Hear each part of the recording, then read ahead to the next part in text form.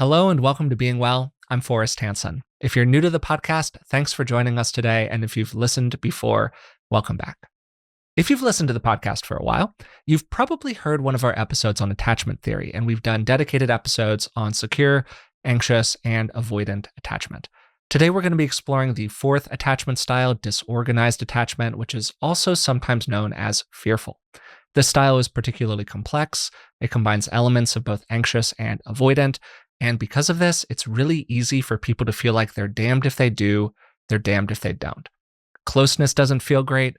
Distance doesn't feel great. Oh God, what do I do? And this can make working with this style particularly difficult for people, and it can feel particularly bad to feel kind of saddled with it. But hey, no worries. There are things that people can do. And to help us explore that, I am joined as usual by clinical psychologist, Dr. Rick Hanson. Dad, how are you doing today? I'm really good. And I just want to say that I feel a lot of tenderness and support and respect for people grappling with attachment issues, particularly in some ways, the most challenging of the three forms of insecure attachment, disorganized attachment. Yeah, this is hard stuff for people. This is like some of the most difficult stuff that you can work with. It's also never a person's fault. Definitionally, this is something that people get stuck with due to bad prior experiences by and large. Nobody pops out, or I mean, if anybody does, it's an incredibly tiny percentage of people pop out with disorganized attachment. This is something that's developed. And I think that like holding that kind of in your mind and in your heart as you're listening to this and working with this is really important. But before we get into it, I want to give people a quick reminder. Rick does have a course that's going on right now on healing and secure attachment. It's a 5-week course focused on helping people work through attachment issues and make changes in their relationships. And knowing that he was doing that course was one of the inspirations for this episode. You can learn more at rickhanson.com/attachment and use coupon code beingwell25 to receive a 25% off discount. So I want to start by giving just a very, very brief summary of attachment theory here. Again, if you're a longtime listener, you've probably already heard it, but hey, let's just all get on the same page to start at the top. The theory of attachment was originally developed by this guy, John Bowlby. He was a British psychoanalyst, and he was trying to understand why kids freaked out so much when they were separated from their parents. There was a colleague of Bowlby's, Mary Ainsworth, who began to really study these infant-parent dynamics by looking at what happened when I think it was 12-month-old, year-old infants were separated from their parents and then returned to them under laboratory conditions. This experiment was referred to as the strange situation, and it revealed that there was a lot of individual variation. It also revealed, very importantly, that this variation seemed to be based in large part on how the parent was with the child. And kids responded in 3 big categories of ways. About 60% were sad when the parent left, and then when the parent came back, they were happy. They calmed down quickly. They were like, wow, I'm excited to see you. That's secure attachment. About 20% were fussy before separation and extremely distressed when they were separated. That's anxious attachment. Then about 20% didn't seem particularly distressed when separated, and when the kid came back to the parent, they actually actively avoided them. That's avoidant attachment. Now, for me, the simplest way that I've come to understand this is what's called a 4-quadrant model of attachment. Just 2 very simple questions.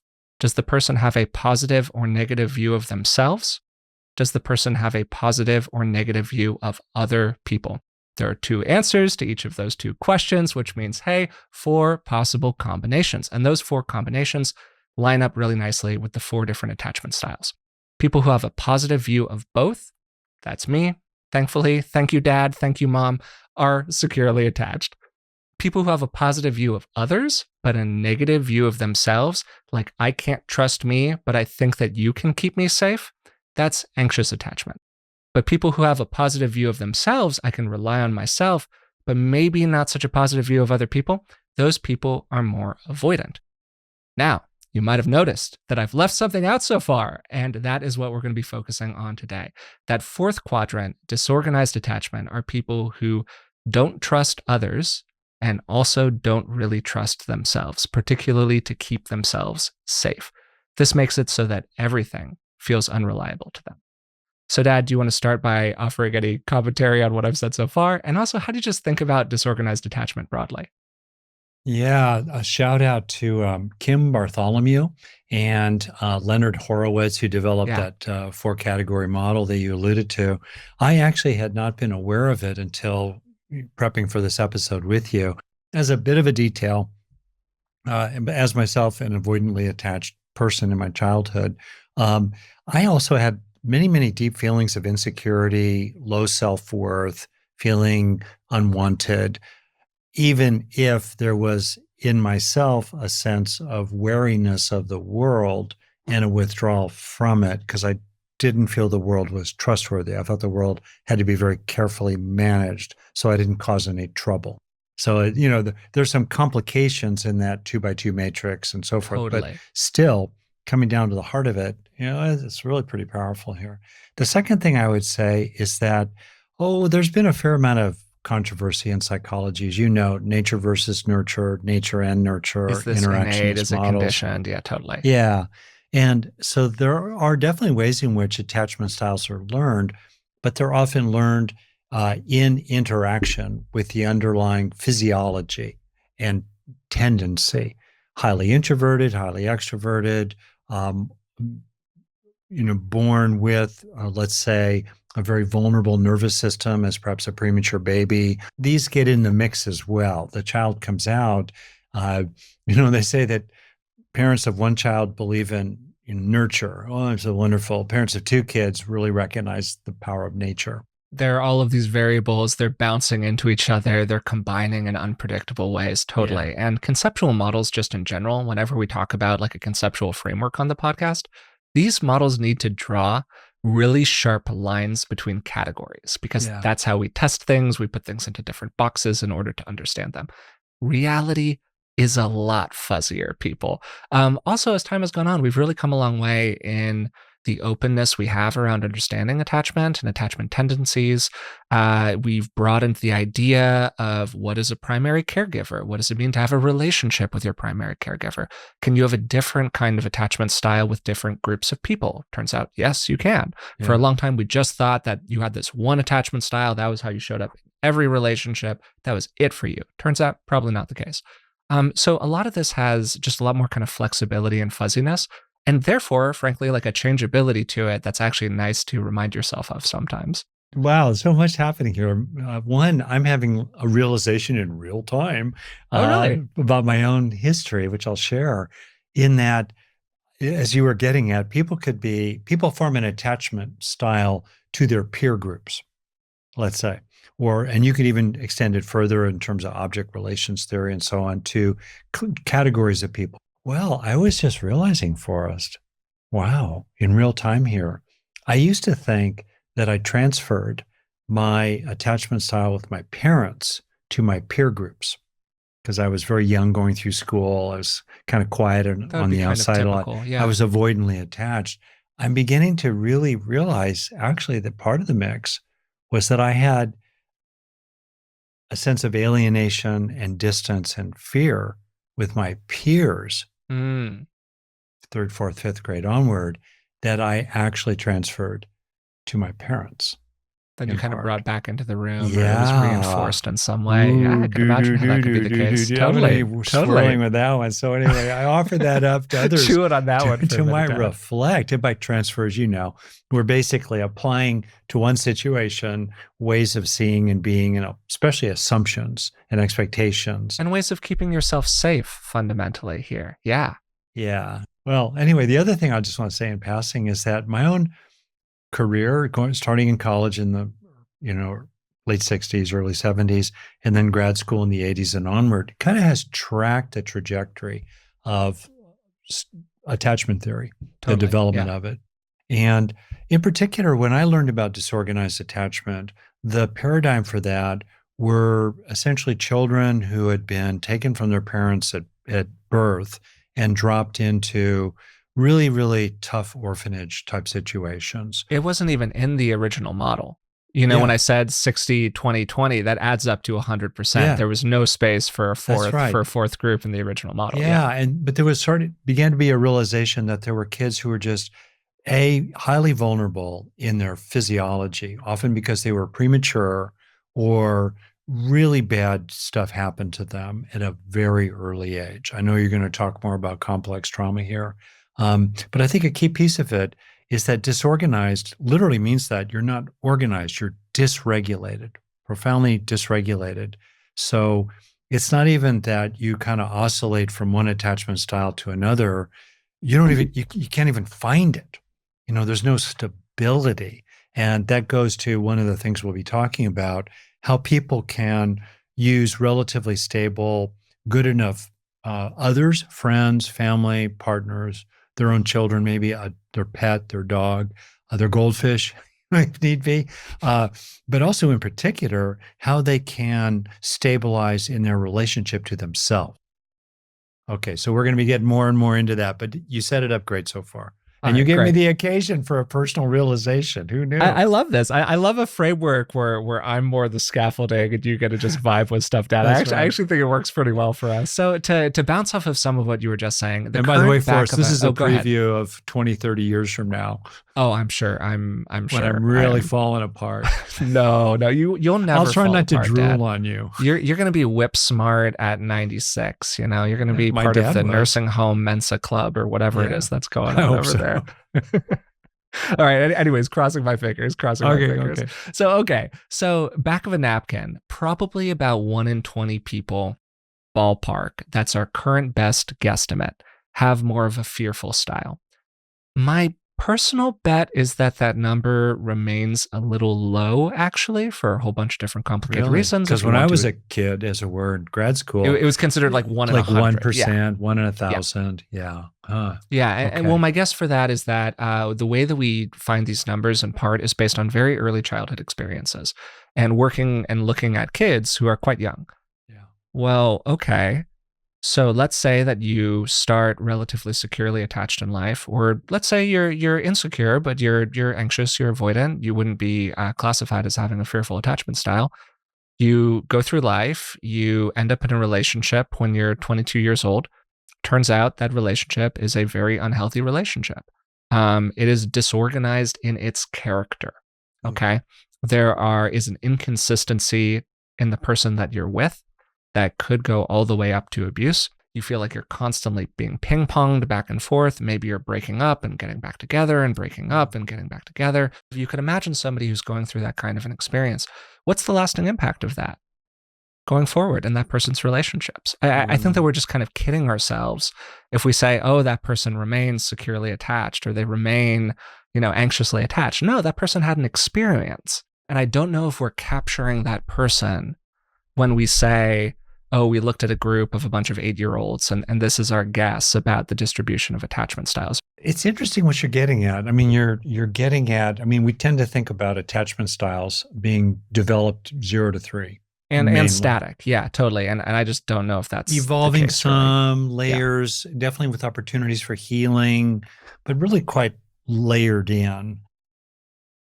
So you're bringing into the I think a really important nuance that later in life things can happen. Stuff happens. Yeah. That can tilt you one way or another.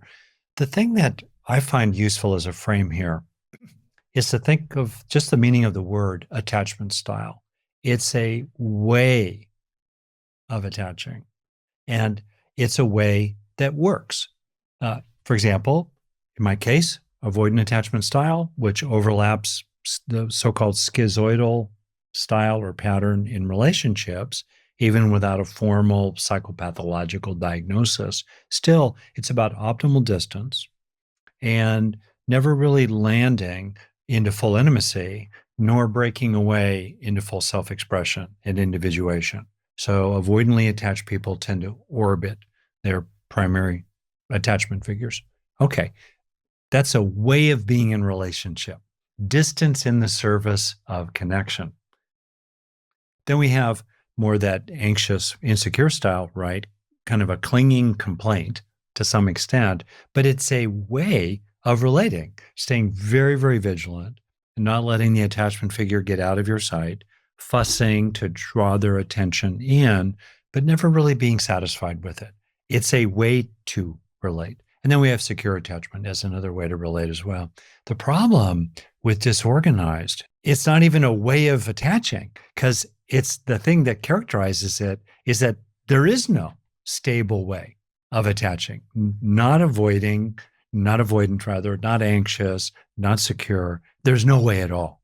And that for profoundly social primates like us is really devastating and very, very scary. So I think the fearfulness, if you will, is on the heels of, it's the result of the underlying lack of any stably successful in its way mode of relating to others. Yeah, so I want to give a couple of quick caveats about what I was saying earlier because I was playing kind of fast and loose, as you were saying, with how we think about attachment theory.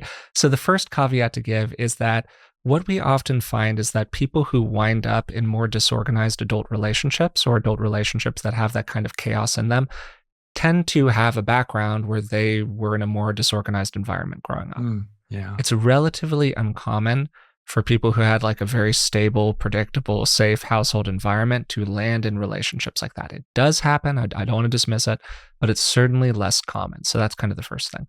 The second thing is that there is a difference between being somebody who is anxious or avoidant or disorganized in their romantic relationships, but has a pretty secure attachment paradigm to, say, their friends and their parents, than being somebody who is disorganized pretty much across the board or who is anxious pretty much across the board.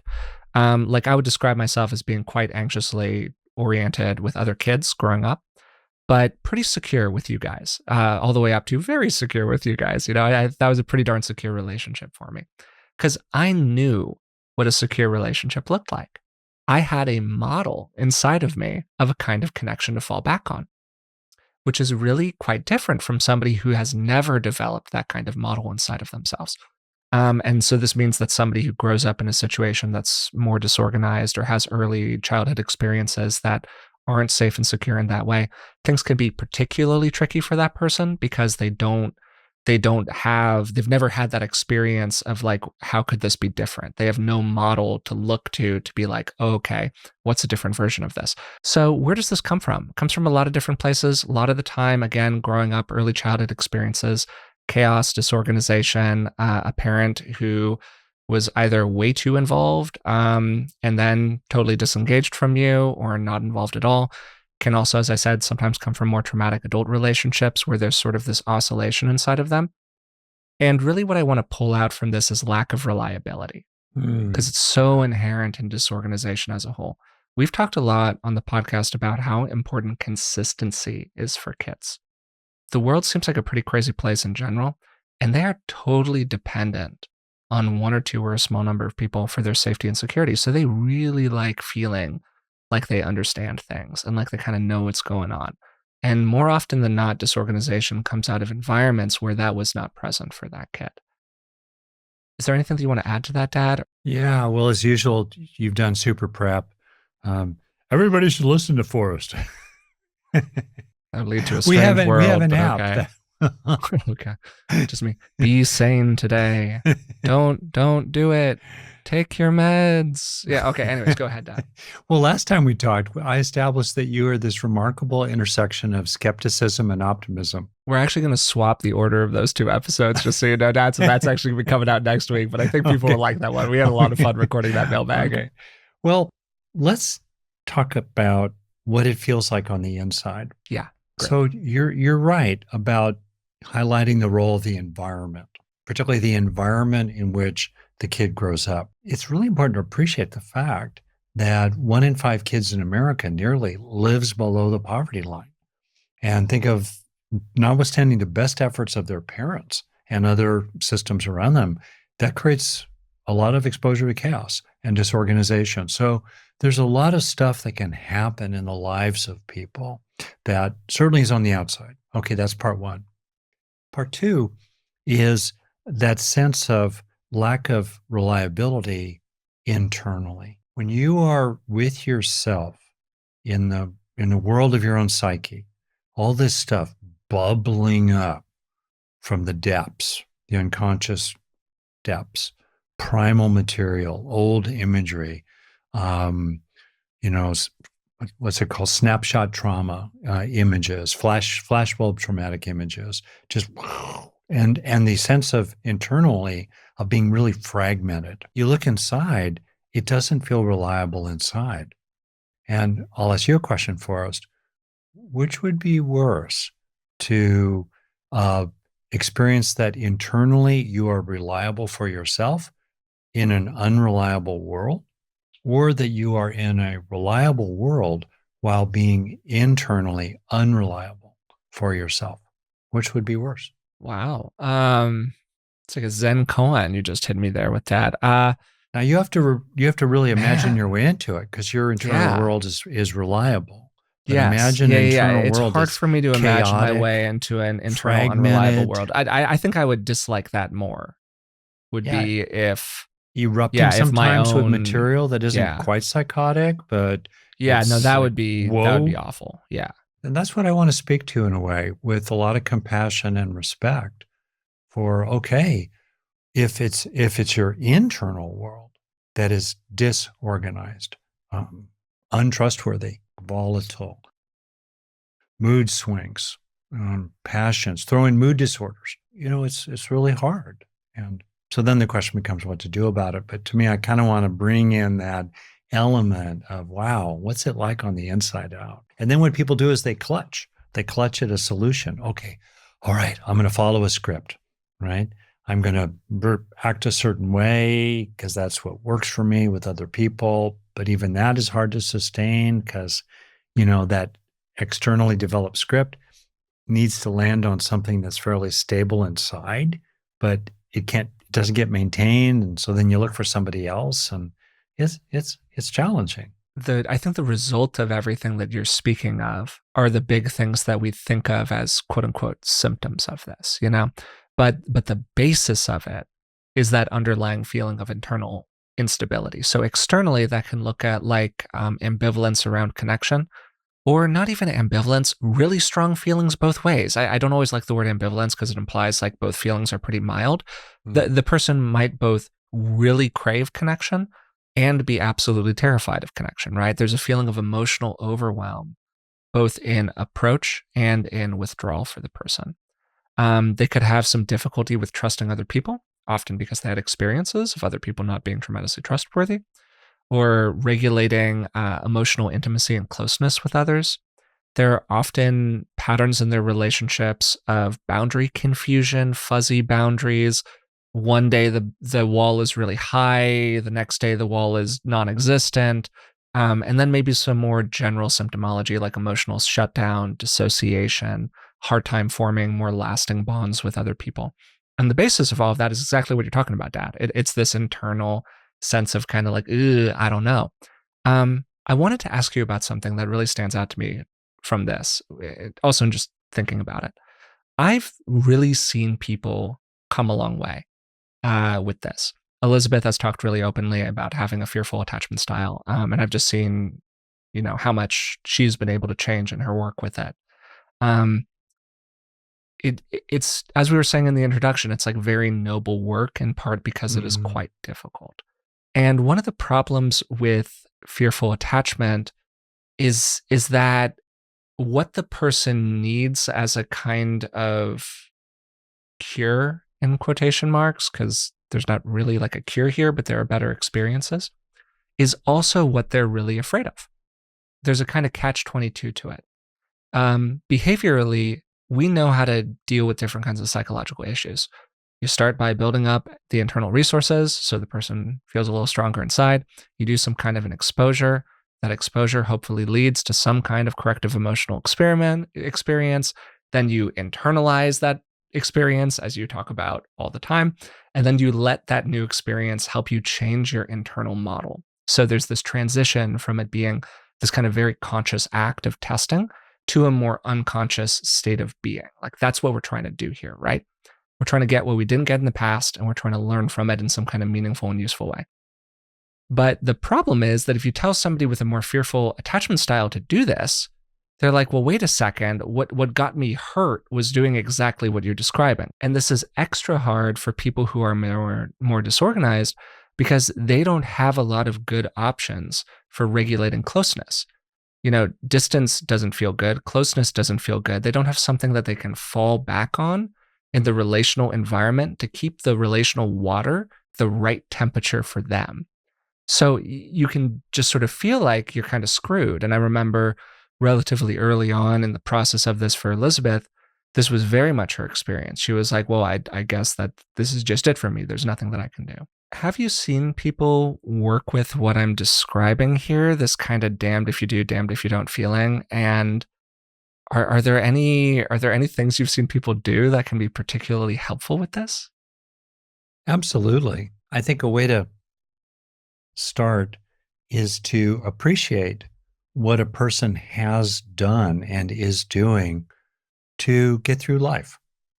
And I was reflecting earlier about one of the ways that the body organizes and regulates, and the nervous system is under extreme threat or extreme activity. So I think sometimes people who have this sort of disorganized quality underneath it all look for high intensity sports or other kind of situations where they really pull it together under certain conditions. Soloing and rock climbing. By the way, I do not think that Alex Honnold has a disorganized style of attachment, just for the record here, but I'm thinking of other kinds of extreme situations, or putting yourself in, gambling, putting yourself in risky situations, because it tends to organize you.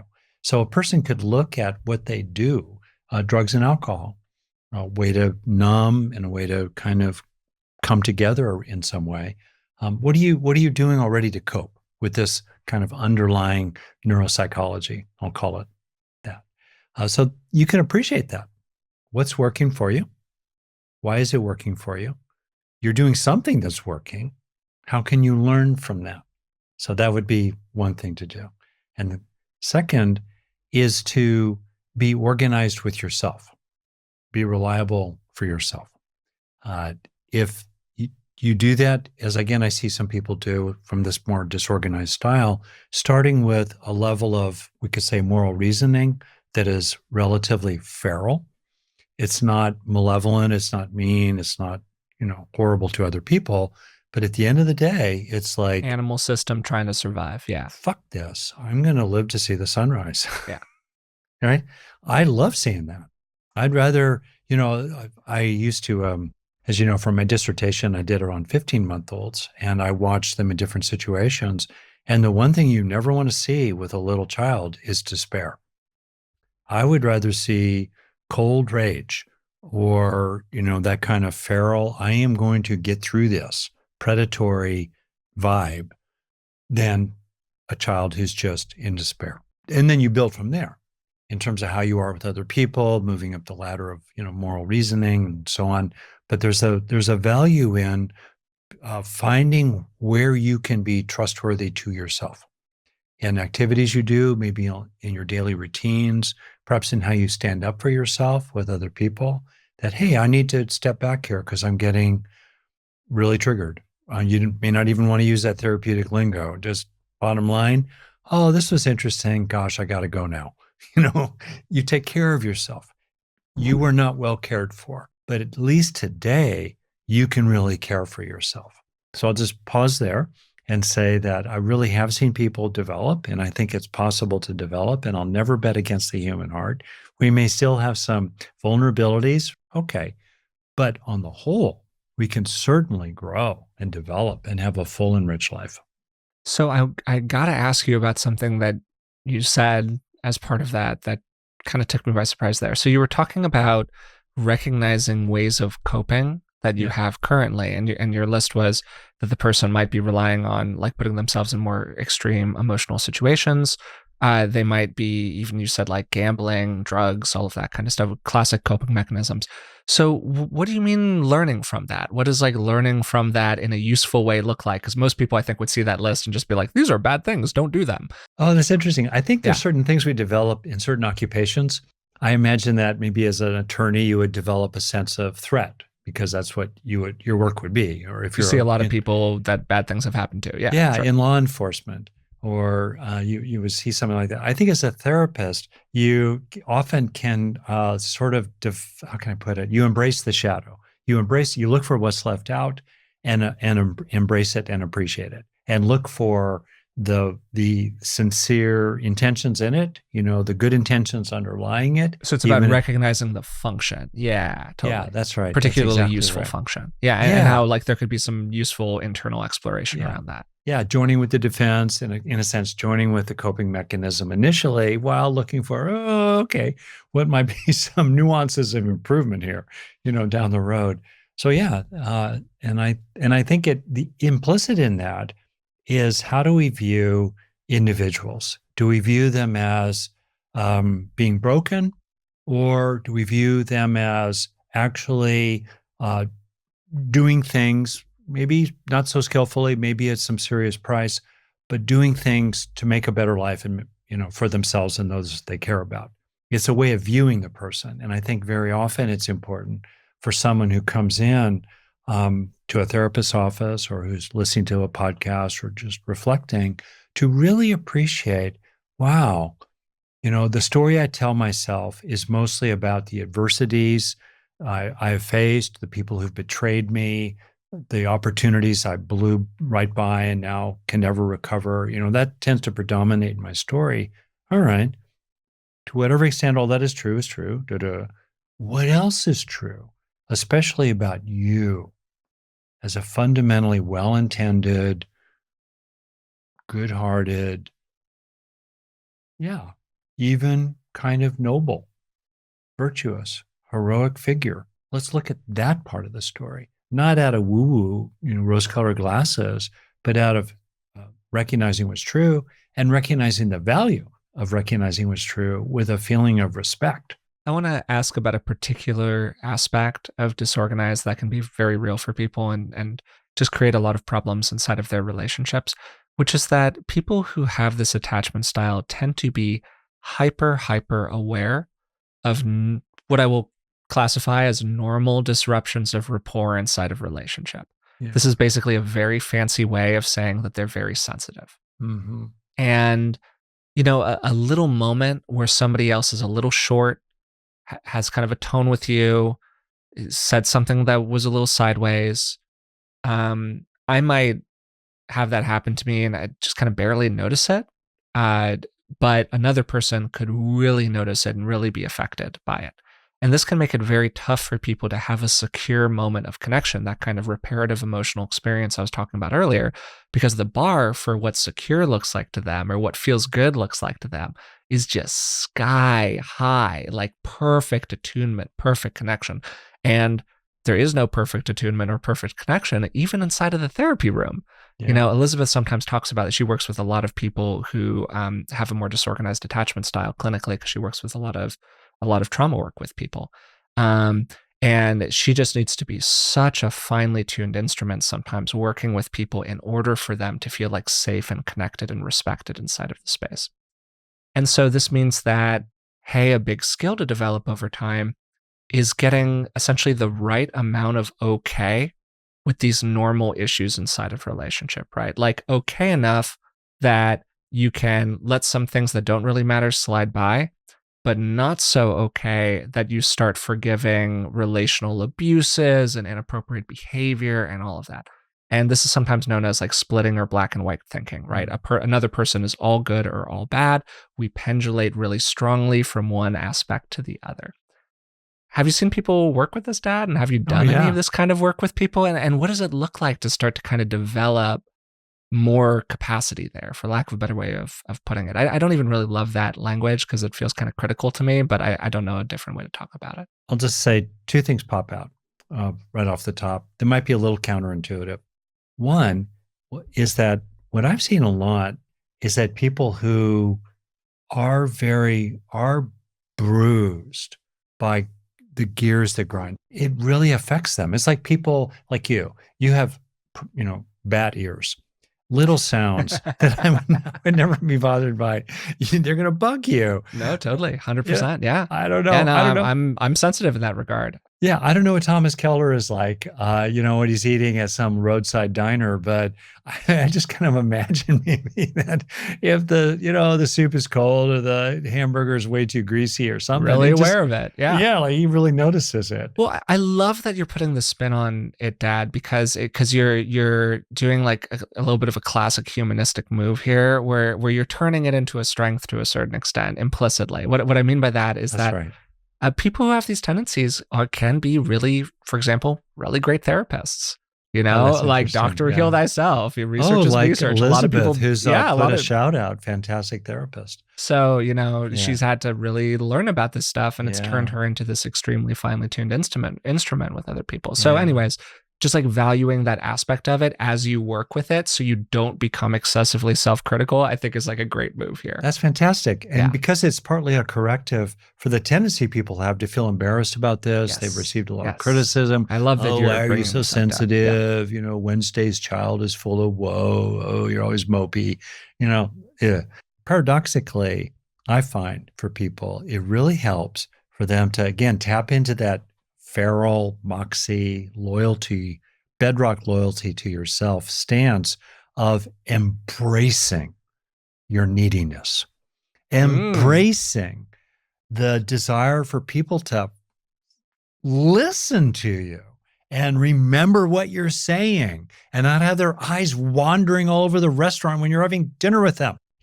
Yes, right? Whatever that might be, to really kind of own the desire for the upper bound of careful, thoughtful, empathic attunement. That yes, I want to matter enough to other people that they sustain their attention to me. I see what you're doing here, Dad, and it is extremely clever. So keep on going. I've learned enough at this point where I could start, where I see the gears turn. Anyways, keep going, Dad. This is very, very clever. Well, it's real, and because we tended. I don't think it's just a trick. I just I love the validation in it, and and to put it away, you're really finding a way to join with the part. Yeah, and where this works, Forrest, right, is to be you start with unreasonable. Yes. Yeah. You start with the demand, the protest. That's a key term from, attachment theory, developed Margaret Healthy Muller's protest. beautiful work. Totally. Yeah. The Repression phase. You just own it. Now you got to be careful sometimes about who you say this stuff to. And maybe you initially own it in the middle of your living room. You stomp up and down, nobody's there, but you own it. And you let it out and you feel it and you legitimize it. You validate it. Of course, I want this. Right? It is turbocharged because I didn't get it. Deal with it, world. Of course, it's turbocharged because I didn't get it. So you own it and you own the unreasonableness of it. Yeah. What even is reasonable? Exactly. Totally. Yeah. What does that even mean? Yeah. It's what I want. Totally. Yeah. So paradoxically, it actually can really help to do that part, which will organize you because you are tapping into some primal, kind of biologically rooted, innate in your DNA. It's there, pulling for appropriate supplies, appropriate social supplies, from the world. So that would be one thing to do. Genius. 10 out of 10. I've never, I don't think I've ever bumped into that one or heard that one. It applied to this specific kind of an experience that a person is having. I've heard versions of it applied to other things. I think it's like a really clever usage of that sort of an approach. Anyways, go ahead, Dad. I just thought that was so cool. When you're on the inside of this, you're going to start crying. You might be you start with screaming, you might end with crying, and because it's so touching. You're giving voice to the despairing child inside who watched the caregiver just walk out of the room. So it's great. You become integrated through self-expression, your own expression. People who are disorganized have issues with fragmentation. They're not so integrated. Full expression of the self stabilizes the self. It fosters integration. If you're on the receiving end of this as a therapist or you're another person, if you have your wits about you, even if the complaint is not just directed vaguely at the world or at somebody else, but the complaint is coming at you with Mm-hmm. some topspin and velocity. Yeah. If you're really on your game, you just slow it down. You go, yeah, of course you would want that. Of course you would want that. Absolutely. Long pause, maybe some cycles of that. And then where you were kind of going, now I'm getting there. Okay, okay, okay. How can we do that together? Including, I, of course you want that. And I want you to have that, including from me. And I'll just tell you pragmatically, it's easier for me to do that. And I want to do it under any condition, but it's easier for me to do it when I'm not being yelled at. Also sort of implicit in what you're talking about, there's a piece of this that's about, to an extent, about repression and about experiencing out sometimes. Like giving, like you were saying, giving a voice to the aspect of you that was voiceless through this process. You know, the younger parts that had a desire that was not met. And that, to some extent, is the root of this disorganization. These, like for most people, most of the time, these relatively early experiences of things not being allowed to come out of you, or that you just didn't get from the world as a whole. And at some point, that stuff, I think most of the time, does have to get kind of unearthed in order to really make big progress with this kind of stuff. I mean, not only always, maybe there are some other approaches or techniques that I'm just not as familiar with. But I think maybe because I'm a little psychodynamically oriented, I just think that's a big piece of it for most people. There's kind of a paradox that the more that we are full-throated and wholehearted in what we communicate, the less we need perfect attunement from others. Yeah, great point. It's when we're beating around the bush a little bit, or kind of sort of hinting or figuring that they really ought to be picking up on these fleeting micro expressions on our face. And then that's when we want a lot more attunement from others. We want them to come get us. That's understandable.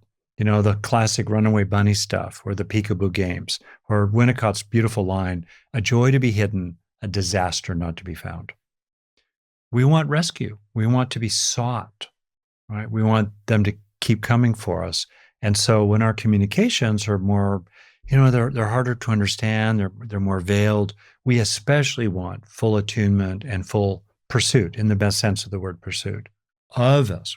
We want them to come for us and leave no one, you know, behind, right?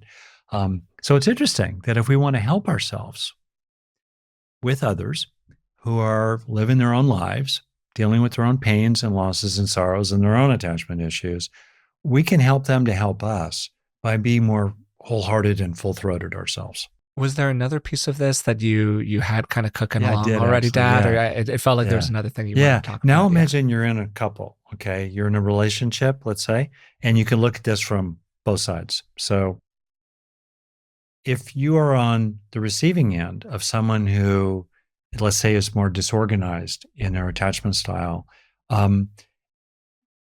it's really important to kind of fill in the blanks of what they're trying to communicate, because they themselves may not even know how they feel. I've just said, oh yeah, be full-throated and wholehearted. Well, thanks, Captain Obvious, but how do I actually do that when I don't know how I feel? And I'm terrified of even getting in touch with a piece of it. So if you're on the receiving end, being really good, like scaffolding, where you fill in the empty spaces with curiosity and inquiry and receptivity, and you want to keep, in effect, conveying, I can handle this. I'm okay. I can handle this. Let's slow it down for a breath or three so I can kind of catch myself. But basically, I can really handle this. I'm okay with that. Because again, if you're that little infant, you know, the world could not handle you. They could not take care of you. They could not manage you, you know. Yeah, part of what you're doing as a kid is boundary testing effectively. Like Yeah. you're seeing what happens when you do different kinds of things. And one of the roots of disorganized attachment is getting a lot of bad responses when you were doing these things. Yeah. And you're with the other person as that partner or friend or ally or therapist, saying, this is not going to end our relationship. You're not putting our relationship at risk by doing this. Yeah, we may need to repair a few things and kind of have some mutual understandings going forward. And this is not fatal to the relationship. You're not, it won't annihilate anything. People, again, with this disorganized quality, because sometimes it can feel annihilationist on the interior, there's a fear of annihilation, including maybe a catastrophic loss of an attachment figure. So it's really important to keep. Another thing, too, I think, is being in the present on both sides. Because in the present, we go on being. There's no annihilation in the present. And if you can stay in the present, then you won't be dissociating either. You'll be staying in the present and recognizing that the present is good enough, the good enough present. The going on being good enough present.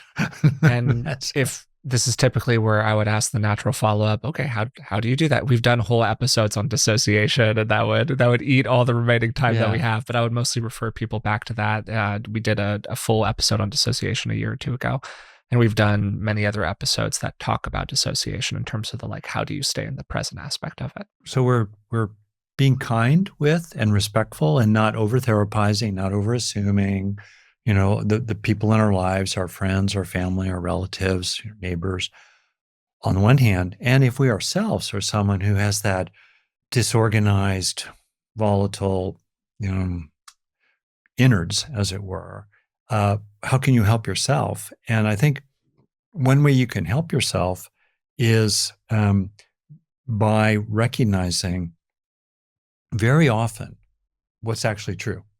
I talk about being basically all right now. In the present, you are okay. In the present, you're going on.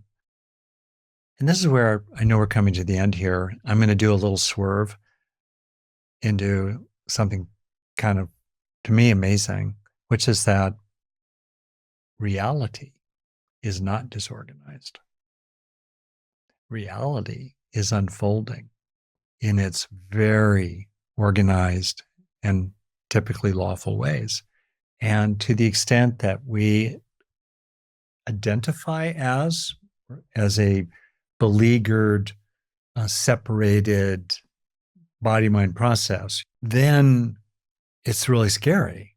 But if you can, in a way, realize that the world is living through you in reliable ways, and you can open to that sense of being lived by many things, the air you breathe, given to us by green growing things, other people, the food you're eating, that can help you to feel, even if you're kind of distributed, which might be a better word than disorganized, right? You're kind of distributed. It could be a kind of refuge for you. Distributed self is being lived successfully, held by in a container of totally by all many of those beautiful things. Yeah, in which it lives interdependently. Well, I wonder if this is part of the answer of a final question I wanted to ask you while I still got you, and then I'll do a little extra on the recovery process. I know you got to go in a couple of minutes here, but is this part of the answer to how people get better at self-regulation? Because the self-regulation aspect of it, I think, is a huge part of disorganized attachment for people. They just have a very difficult time regulating their internal experience. I think that what you talked about earlier about just letting it all out can actually be in the service of self-regulation ultimately, because you really pop the lid, you get the feelings out, you find after you finally say the thing, or you finally have the emotion or whatever it is, it actually gets a lot easier to be with your internal world after that. But if there's anything else you would like to add to that piece of it, the more self-regulation aspect, I would thanks love for to that. Hear. Yeah. Take care of your body. That's really important, because there's often, you know how high ACEs score predispose people to chronic health problems, ACEs being adverse child experiences.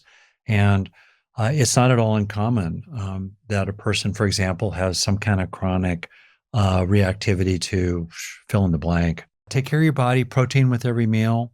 Be careful about stuff that's dysregulating physiology. Eat well, get some exercise, have daily routines.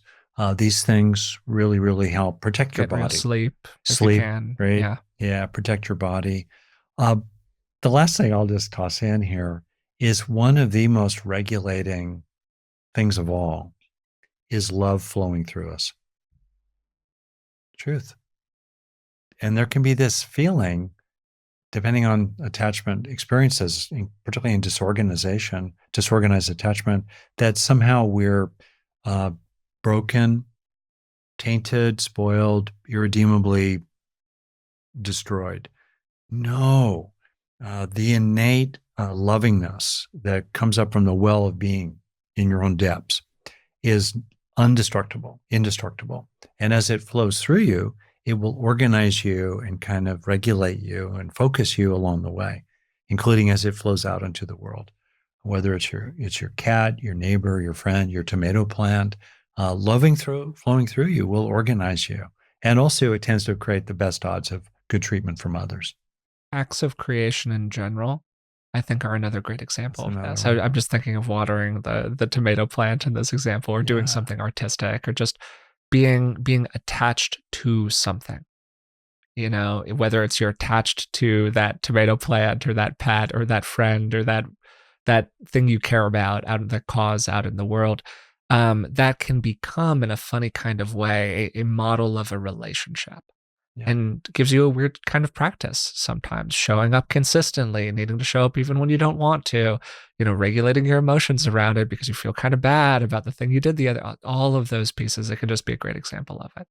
That's really good, Forrest. Great. Well, this is the time I got you for here, Dad. I thought this was so interesting. I'm going to stick around. So if you're listening, don't go anywhere. I want to do, rather than doing an outro for this one, I'm going to go in a little bit more to some of the things that I think can really help people with this, and just some of the thoughts I've been having about it recently. But I really appreciate talking with you about this, Dad. This was a really interesting one. And that comment about just like fully letting it out is really going to stick with me. And I think it's what people might really take from this one. I want to highlight something that popped out for me in which you made a comment that reliability in relationships can sometimes involve the pursuit of boredom. Yes. And obviously that has to be understood in a certain way. So that's a preview, folks. Stick around for the rest of the show. So we have bid farewell to Rick here, but there were still some things that I wanted to get in toward the end of this episode, focused more on helping people work with their disorganized attachment style or otherwise develop some of the key strengths, some of the key abilities that could really help somebody who had disorganized attachment. And as we go through this, I'm probably going to reference some other things that we talked about today. So it's also going to be a bit of a recap. There is a really close link between disorganized attachment and particularly complex PTSD, traumatic experiences in general. And this means that there's generally a lot of overlap between the recommendations that you would get for trauma work and the recommendations that you get for working with disorganized attachment. So if a lot of this sounds kind of familiar, that's probably why. There are a number of approaches to therapy, including somatics, emotionally focused therapy, IFS, that are more relational or more trauma-informed kind of by their nature. We had a great conversation with Dr. Bruce Perry years ago. He's been on the podcast a number of the times, and he talked about how when kids are exposed to traumatic environments growing up, their brain doesn't develop the same way that kids who are in perfectly secure environments develop. And so approaches to therapy that are designed for somebody who has a lot of top-down cognitive control, a lot of executive function, are not necessarily going to be great for somebody who went through more traumatic experiences growing up. And it's kind of the same thing for working with disorganized attachment styles. A lot of what we were talking about today was not that kind of procedural behavioral framework that we often wander toward in the show, because I want to give people things to do. I want you to have a checklist. I want you to have some how-to.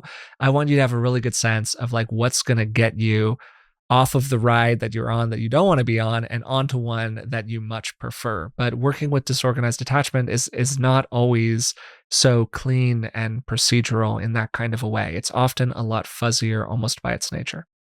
And I thought that piece of advice that Rick gave, which just blew my socks off, about fully embracing what it is that you really want, like the big, seemingly over the top request or desire for that connection, attunement, relationship, or for people to really understand where you're coming from, or for them to be a certain kind of way around you, whatever it is a really great example of the kinds of things that do tend to work for people who are more disorganized. It's not so much a checklist. It's more of an exploration of the interior, an exploration of your own emotions. And then by going through that process, you can set the stage for better relationships out in the world. And then maybe start applying some of those things that I was talking about when I gave that very behavioral list, right? Where you do a little exposure, you have a slightly better experience, and then you try to help yourself learn something from that new experience. So, with that as the kind of foundation of what I'm going to be talking about here, there is a lot of variety in disorganized attachment. Some people tend to be more anxious, some tend to be more avoidant. So, a lot of this is about self awareness. What is your unique batch of problems? And a great way in to understanding what that is appreciating another thing that Rick was talking about that kind of piqued my interest when he said it, appreciating your coping style. What do you do to regulate yourself? What do you do to cope? And what experiences did those coping styles emerge out of? This is called creating a coherent narrative. We talk about it on the podcast all the time. And it's looking back over things and going, what the heck happened there? And what's the tip of the root for me? What is the core emotional experience that I did not get? What were the steps along the journey that maybe some other people got? Because I've got a friend who's more securely attached, or I can just kind of see other people out in the world, good examples of other people where I look at them and I go, wow, I would really like to be a little bit more in my relationships the way that that person is. Those kinds of models can be very helpful for us. What did they get that I didn't get? How were their experiences different from mine? What's the big gap here? And this process helps us become much more aware of what we really need, what our specific vulnerabilities are, and frankly, what our strengths are as well that might have emerged out of those experiences. Experiences, even truly horrible experiences, often have aspects of them that can lead to the development of some kind of a strength because you really had to build a muscle of some kind or another to get through what was going on. What was that muscle for you?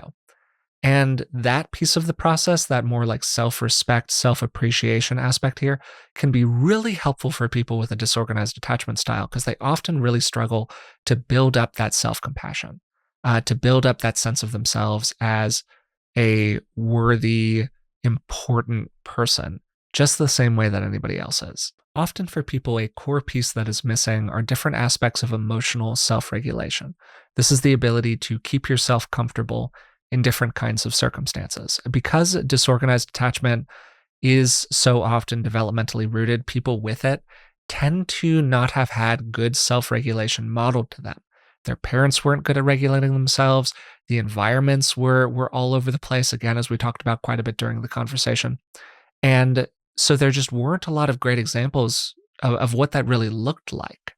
And if you can't self regulate, it is very difficult to solve problems in a self respecting manner inside of your relationship.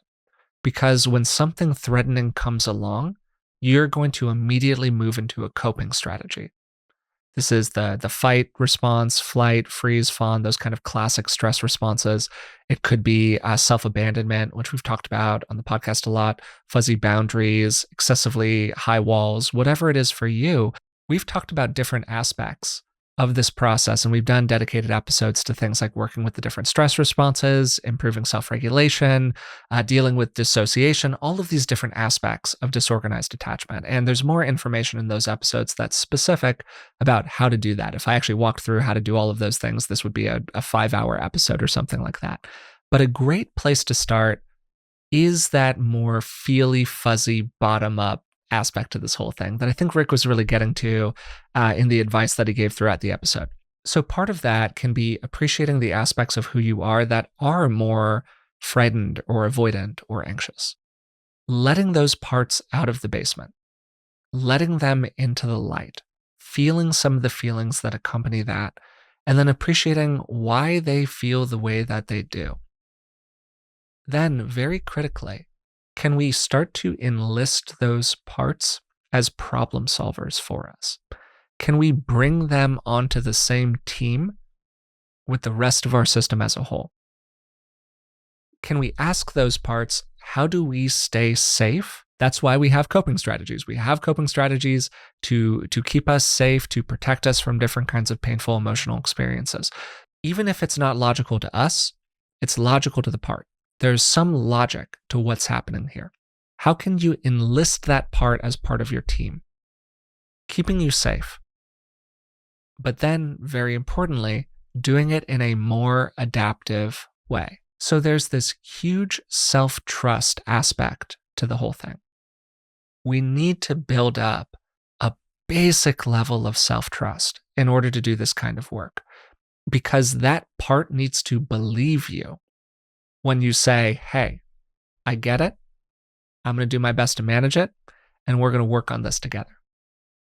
And in order to develop self-trust, you need to be able to internalize external people who give you positive validation, even if it's just through the parasocial relationship of this podcast, me saying to you, hey, the fact that you're listening to this means that you're somebody who gives a shit, who is trying hard, who wants to do this kind of work, and therefore who is going to get better over time because you care, you're diligent, you will make it happen for yourself here. Like, I really believe that. I really believe in you as a part of this. And I know that can sound like a little trite or a little like a Hallmark card, but it's very authentically how I feel. And you can internalize that a little bit. You can internalize the friend who says something nice to you, that caring committee that Rick talks about pretty often on the podcast. And then from that basis of a little bit of internalization, you got to go out into the world and you got to try stuff. And you got to have experiences of being trustworthy, of getting up when you said you were going to get up. Metaphorically speaking, that's not so much an avoidant attachment thing or a disorganized attachment thing, but you know what I mean. Keeping your commitments to yourself, maintaining a boundary, not being excessively harsh on yourself if things fall apart, because things will inevitably fall apart. That's the way that this process is. It is a process of 2 steps forward, 1.5 steps back, and then you keep going. But going, oh, okay, I fell down that time and I'm going to recommit to it. I fell down that time and I'm going to do it a little bit differently next time. I'm going to learn from that experience. And this is going to help you build up a sense of self-trust and self-reliability. And there's going to be a parallel process where as you develop that in yourself, you can start to find it in your relationships. You can trust yourself a little bit and you can trust others a little bit in a careful, well-managed way. Of course, don't hand a stranger your baby. Be rational, be responsible. Trust is conditional. But you're not walking around with the metaphorical safety off, okay, ready to blow somebody away because there was a minor breach of rapport. You are not deeply convinced that you are just a piece of shit who's going to constantly fall apart in this way, okay? We've brought the extremes in a little bit here as part of this process. So what does a reliable relationship really look and feel like to somebody who has a disorganized attachment style, to somebody who doesn't feel good in closeness and also doesn't feel good in distance? Well, what does like a good, healthy, reliable relationship look and feel like? Rick alluded to this. A lot of the time, it looks and feels boring. For people who have a lot of experience in dysfunctional relationships, romantic or otherwise, stable ones often feel quite boring because not a lot happens in them. I like you, you like me, we're just kind of okay here. They include predictability and consistency and emotional validation, and they aren't punishment oriented. This is a big one for people who have a more disorganized style because it disconfirms earlier experiences that they might have had. But for somebody who is used to radical swings from idealization to devaluation, or who is used to a chaotic emotional environment with a lot of breaking up and getting back together, or who is used to friendships where there's always kind of like an edge of, do we actually like each other? Can I really trust you? That stability feels uninteresting to them. And it can be tough to tell somebody you've got to pursue boredom. Like that can feel like a weird sort of thing to say. But for many people who have essentially only ever experienced a dysfunctional relationship, it can really authentically feel that way. And this is something I've heard friends of mine talk about, how they had to ride out it just feeling sort of dull for a little while. And over time, you get a bit more discernment. There are relationships that are dull in a bad way, and there are relationships that are dull in a good way. And with a little bit more experience inside of that more functional relationship, you'll often get more of a sense of like, okay, which bucket is this in? Of course, you want to feel interested in the person that you're hanging out with. You want to find what they're saying, more or less interesting most of the time. But those other aspects of the relationship, the respect, the kindness, the caring, all of these things that, like, frankly, we do not really teach people to care about in relationships, particularly if you're somebody who's more like late teens, 20s. What we teach people to care about in those relationships is, frankly, a lot of stuff that doesn't age very well. So let's say that somebody's done that. They've developed a little bit more self-trust, self-respect. They've had maybe one or two better experiences out in the world. They feel like they're starting to be able to develop better regulation of their internal world. They've built more of that coherent narrative. They've done that process that Rick was talking about of really claiming the fullness of the desire of that part, or of what can really feel like all of them right now. You've gone through that whole process, okay? Where does that land us? The end of that process for people often is a very different kind of communication style emerges for them. To me, it's really defined by self-respect and communication. This is communicating with others in a direct, clear, and functional way, where you are at choice about what you're saying to them. Here's how I feel, and I feel comfortable telling you how I feel, which is a huge step for many people already. Here's why I feel that way, and here's what I'm asking for from you. And of course, you understand that we're going to ask for things from people in our lives, and sometimes they're going to say no. Sometimes they're going to do a really bad job of delivering the goods for us. That's part of it. Disappointment is a part of life. But you're able to say those things from a stance of self-respect. You're able to draw healthy boundaries with other people. You're able to make choices about how close do I want to be and how far do I want to be. You're able to regulate that distance. And yes, aspects of closeness still feel bad, and aspects of distance still feel bad. But you're the one who's choosing how close you are and how far you are. Of course, the other person's choosing too. The other people are choosing too. But you feel agentic in that process. You feel like you get to make a choice, as opposed to it almost being made for you by your system. And this all results in you getting to make choices. You can speak what's in your mind now, or you can choose not to. You can take a step in, you can take a step out. You can be transparent about your emotional experience, or you can say, you know what, not going to share that with this person. That's the freedom that you gain by going through this kind of a process. And to be clear, closeness, probably still going to feel bad. Distance, probably still going to feel a little bad. It is probably not going to move to like a full completion where both of them feel great. That does happen for people, but that's a pretty high bar. What we're really aiming for is the kind of functionality that I'm describing here. And that, I got to say, is an incredibly worthy goal for a person to have. And it's just such a credit to people when they're able to get there. So I hope that you enjoyed this episode. I hope that you found something in it, at the very least, that was helpful for you. If you've made it this far and you somehow haven't subscribed to the podcast, if you could take a moment to subscribe, that would mean a lot to me. I would really appreciate it. You can always shoot us an email over to contact@beingwellpodcast.com, or leave a comment down below if you're watching on YouTube. You can also comment on Spotify.